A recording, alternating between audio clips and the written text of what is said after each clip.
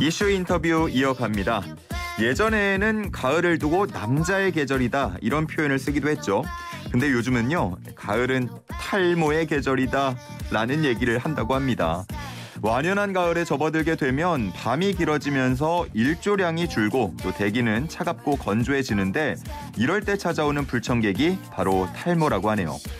최근에 캄보디아의 야생식물 추출물이 탈모를 예방할 수 있다는 연구 결과도 나와서 이목을 끌기도 했다는데요. 자, 관련된 내용들 한번 짚어보겠습니다. 한상보 원장 전화통화 연결돼 있습니다. 원장님 안녕하십니까? 네, 현웅님 안녕하세요. 머리 심는 한 원장입니다. 아유, 반갑습니다. 정말 인사만으로 사람 기분을 좋아지게 만드는 원장님. 고맙습니다. 오늘 탈모에 대한 얘기 나눠볼 텐데요. 네. 일단은 뭐 탈모라고 하면 머리카락 빠지는 거다 이렇게는 알고 있는데 네. 머리는 원래 좀 빠지지 않습니까? 네, 맞습니다. 우리가 매일 아침 해가 뜨고 매일 저녁 해가 지는 것처럼 우리 두피에 있는 모낭은 한 3년 정도 모발을 열심히 생산하고요. 예. 자기도 좀 힘드니까 한 6개월 정도 쉬어요. 이때 쉴 때는 이제 그동안 생산했던 머리카락을 밖으로 툭 뱉어버리거든요. 예. 이런 것이 우리가 자고 일어났을 때 베개에 떨어져 있든지 하는 떨어지는 머리카락들입니다. 그럼 6개월을 쉬고는 다시 또 3년 동안 일을 하나요? 네, 공장 또 다시 돌려야죠. 그렇군요. 근데 탈모라고 하면은 뭐 3년 동안은 풍성하다가 6개월 빠졌다가 3년 다시 풍성하다가 이러진 않잖아요.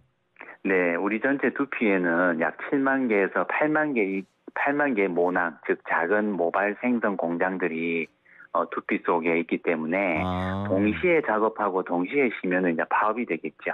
네, 그렇게 되는 건 아니고 서로 이렇게 이제 도와가면서 각자 모낭들 이제 랜덤하게 활동합니다. 그렇군요. 7, 8만 개 정도의 모낭이 있고 활동하는 기간이 다 다르기 때문에 네. 알겠습니다. 그 하루에 뭐 100개 정도 빠지는 거는 정상 범주로 본다라는 걸 제가 봤거든요. 네, 맞습니다. 전문가시네요. 네. 전문가는 아니지만 근데 그러면은 이게 탈모가 시작된 건지 아니면 그냥 정상 범주인 건지 좀 헷갈리는 네. 분들도 많으실 것 같거든요. 네. 탈모 자가 진단하는 방법 같은 것도 있습니까? 쉽게 말씀드리면 우리가 하루에는 아까 말씀드린 것처럼 생리적인 탈모라 그럽니다. 예. 정상적으로 뭐 빠지고 자라는 것들. 요런 머리카락이 하루에 한 가닥도 떨어지지 않는 날도 존재할 수 있고요. 또 많이 빠진 날은 한 200가닥 정도 떨어지는 날도 있습니다. 예. 그래서 보통 0개에서 200가닥, 즉 평균 한 100가닥 정도는 그냥 아무 이상 없다라고 이야기를 하는데 이제 평상시와 다르게 요즘 좀 내가 너무 많이 머리가 떨어지는 것 같다. 예. 뭐 그럴 수 있잖아요, 우리가 그죠? 그쵸? 그런데 이제 그런 날들이 너무 많이 이어져서 한 3개월 이상 지속된다거나 또는 내가 매일 만나는 뭐 가족이나 친구, 애인이 야, 자기야, 요즘 머리 너무 많이 떨어질 것 같다. 너 병원 한번 가봐. 그러면 이제 가까운 피부과로 고고싱 하시면 됩니다. 피부과로 가면 되는 건가요, 탈모는? 네, 모발에 대한 탈모 진단은 피부과 선생님들이 가장 전문적으로 진료하시고 계십니다. 그렇군요. 앞서서 모낭이 7, 8만 개 정도 된다고 하셨는데 그러면은 우리 머리에 있는 지금 머리카락 숫자도 그만큼 된다고 보면 되는 건가요? 네, 그렇습니다. 근데 보통 한 90% 정도는 활동하고 있고 보통 10% 정도는 휴식을 취하고 있다. 이렇게 이해하시면 맞습니다. 그럼 7, 8만 개 중에 한 100개 정도 떨어지는 것까지는 정상 범주다라는 건데. 네, 맞습니다. 우리 이 탈모 얘기하면요. 우리 청취자분들이 궁금한 점이 정말 많으신 것 같습니다. 지금도 들으시면서 관련한 궁금증 있는 분들 혹은 상담 필요한 분들 샵 0945로 관련 내용 보내주시면 저희가 방송 중에 풀어보도록 하겠습니다. 단문 50원 들고요. 장문 100원이 드는 샵 0945로 탈모 관련한 고민 있는 분들 문자 보내주시기 바랍니다. 앞서서 제가 오프닝 때 가을은 탈모의 계절이다라는 말이 요즘 유행한다고 했는데 왜 이렇게 계절을 타는 건가요? 사람도 동물이다 보니까 옛날처럼 털갈이하는 유전 경향이 남아있는 분들이 많으십니다. 예. 네, 저희 병원도 가을만 되면 많이들 오시거든요. 네, 보면 보통은 대부분은 다 아무런 이상 없이 그냥 가을 탄다 그러죠. 예. 그 머리카락도 가을을 좀 타요. 그래서 머리가 한번 여름에 썼던 머리를 뱉어버리고 내년 봄이 되면 또 좋은 머리가 올라옵니다. 그래서 너무 걱정하지 마시고요. 이제 새 머리가 오기 위해서 설렁설렁 떨어져 나가는 거다. 이렇게 긍정적으로 생각하시면 좋습니다. 영영 돌아오지 않는 헤어진 전 애인 같은 그런 존재는 아니군요. 그렇진 않습니다. 이분은 갔다가 돌아오십니다. 알겠습니다. 봄이 되면 다시 돌아온다고 하니까요. 너무 걱정하지 마시고요. 그 탈모도 보면은 유형들이 있잖아요. 뭐 일반적으로 저는 친구들하고 우리가 M자냐 아니냐 이런 얘기를 가장 많이 하는데 또 어떤 유형들이 있나요? 예, 보통 저희 병원에서 만나는 탈모로 오시는 분들의 사실 90% 이상은 원인은 유전입니다. 유전 탈모인데 남자들은 보통 앞에 있는 헤어라인이 이마가 위로 슬금슬금 올라갑니다. 예. 그래서 이제 영어 알파벳 대문자 M자 같은 모양으로 좀 미용적으로 좀 보기가 그렇기 때문에 찾아오시고요. 네. 또 여자분들 같은 경우에는 앞 헤어라인은 멀쩡한데 가르마를 중심으로 럭비공이 갈라지듯이 전체적으로 머리 위가 숱이 얇아지고 없어지는 범발형 탈모, 이런 미만성 탈모라고 이름을 부릅니다. 예. 이런 경우가 있는데 일부 남자도 여성에서처럼 그렇게 보이는 경우도 소수 있습니다. 또 뭐 우리가 그 흔히 직장 생활이나 사회생활 또는 애인과 헤어져서 스트레스 받고 또 가만 생각해 보니까 카드까지 빌려준 상태네. 이런 스트레스가 너무 심해가지고 생기는 원형 탈모도 있죠. 귀 뒤쪽이나 뒤통수에 많이 생깁니다. 막 동전 크기로 이렇게 뻥뻥 뚫리더라고요. 네, 맞습니다. 조금 사랑하면 100원짜리, 많이 사랑하면 500원짜리라는 말을 쓰는데 다행히 이거는 시간만 지나면 정상으로 대부분 돌아오니까 스트레스에 너무 또 스트레스 받지 마시고요. 가까운 피부과나 가정의학과 방문하시면 보험도 의료보험 적용돼서 저렴하게 치료받으실 수 있습니다. 그렇군요. 근데 그 탈모 보면요. 이렇게 위에는 많이 빠지는데 옆에하고 뒷머리는 쭉 있는 분들이 많잖아요. 네. 그 모발마다 또 성질이 다 다른 건가요? 네.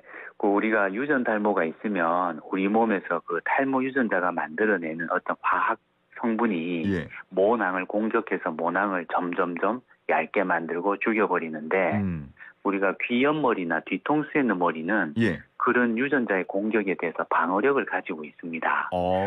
그래서 뒷머리하고 옆머리는 튼튼하죠. 그렇군요. 방금 그 유전 말씀해 주셨는데 친구들끼리도 이게 얘기 많이 하거든요. 탈모는 100% 유전입니까? 보통은 저희 병원에 심각해서 찾아오시는 분의 90% 이상이 유전이고요. 또 아주 또 적은 수이지만 그 호르몬 이상으로 오는 탈모도 있습니다. 여성분들 또는 남성분들 갑상선 호르몬이나 여성 호르몬의 어떤 불균형으로 오는 경우도 있으시고요.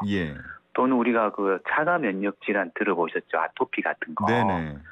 그런 자가 면역 질환으로 우리 몸에 있는 면역 체계가 우리 머리카락을 공격해버리는 경우도 있습니다. 그렇군요. 왜 이런 거는 이제 그 전문 병원에 가서 저 피부과보다는 내과나 산부인과 이런 곳에서 치료를 받으시는 거고요.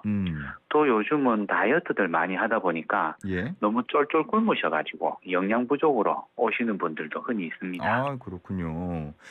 그 유전의 영향이 크다고 하셨는데 보통 한 세대 건너서 유전된다는 얘기도 하거든요. 이거 아버지 탓해야 됩니까? 아니면 할아버지 탓해야 됩니까?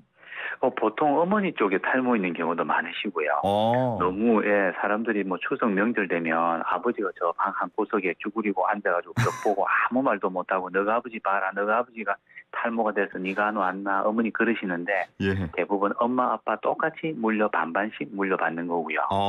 보통 한 대 거리고 두 대 거리고 이런 건 없고요. 그야말로 복불복입니다. 다다다다다 이래 붙을 수도 있고 한참 건너뛰기도 하고요. 또 같은 친형제간이라도 큰형은 탈모고 둘째 셋째는 멀쩡하기도 하고 그야말로 복불복입니다. 그렇군요. 저희 지금 방송 들으시면서 0782님께서요. 탈모로 가발을 선택해서 쓰고 있는데 오히려 더 빠진 것 같다고 혹시나 가발을 이렇게 매일 쓰고 있는 게 탈모 관리하는데 안 좋냐는 질문하시는데요. 일단은 0782님은 굉장히 참을성이 많으시고 성격이 되게 좋으신 분일 겁니다. 왜요?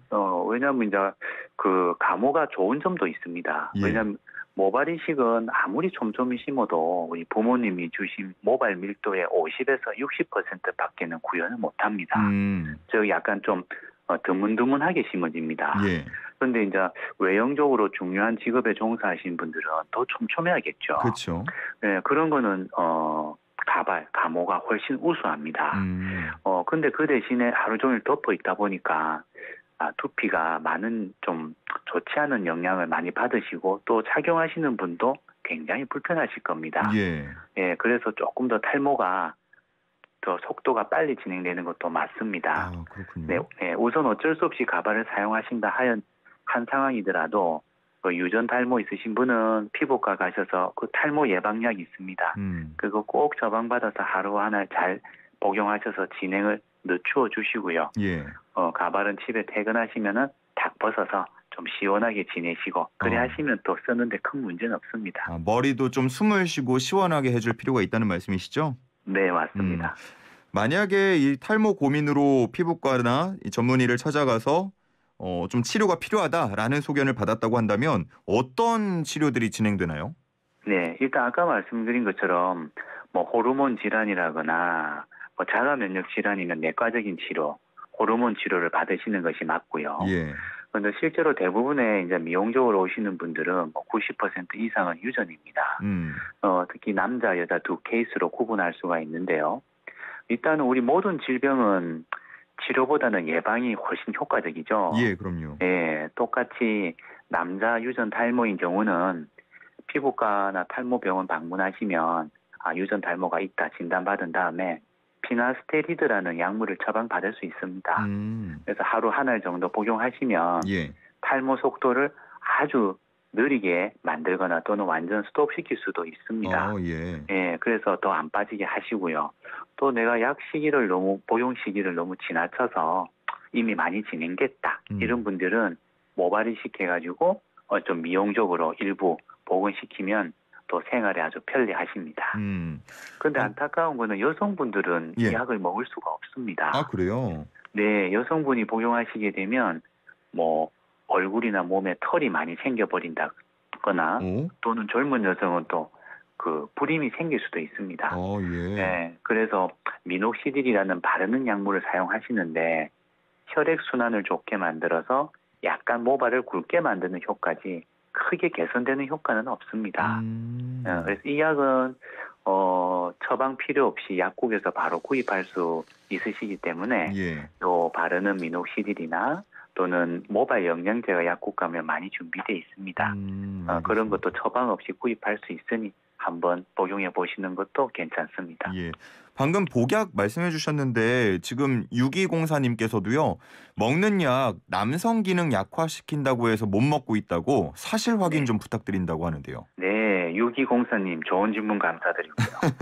예, 저도 이 약을 먹은 지 한 20년 정도 되었는데 저도 가끔 먹다 보면 성기능이나 성욕이나 정액량이나 좀 안 좋다 이런 걸 느낍니다. 저도.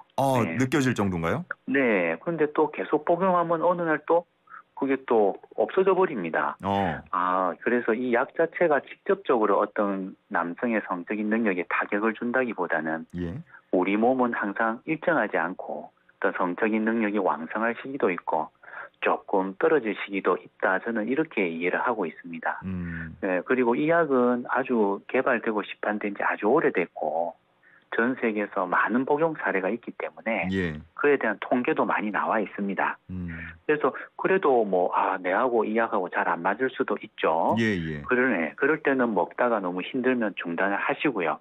또 한두 달 쉬었면 체내에 전혀 존재하지 않습니다. 다시 복약을 시작해 보시고 별 이상 없으면 계속 드셔나가고 나는 좀 안 맞는 것 같아. 그러면은 약을 또 중단하실 수밖에 없습니다. 네, 그래도 처음부터 겁난다고 약 먹지 않는 거는 환자분 손해입니다. 알겠습니다. 아유 원장님 어쩌죠? 질문이 쏟아지고 있는데 방송 시간이 다 됐네요. 다음에는 1시간 특집으로 한번 했으면 좋겠습니다. 진짜로 오늘 못다한 질문 다음에 혹시나 특집으로 마련이 된다면 다 한번 쏟아서 드려보도록 하겠습니다. 오늘은 여기까지 듣겠습니다. 감사합니다. 네, 수고하셨습니다. 네, 지금까지 한상보 원장과 함께했고요. 방금 방송 중에 언급된 약물 성분은요, 뭐 사람마다 증상마다 효과가 다를 수 있다는 점 말씀을 드리겠습니다. 부작용 등의 위험도 있으니까요. 복약하시거나 치료 받으실 때는 반드시 전문의와 상담 후에 결정하시기 바랍니다.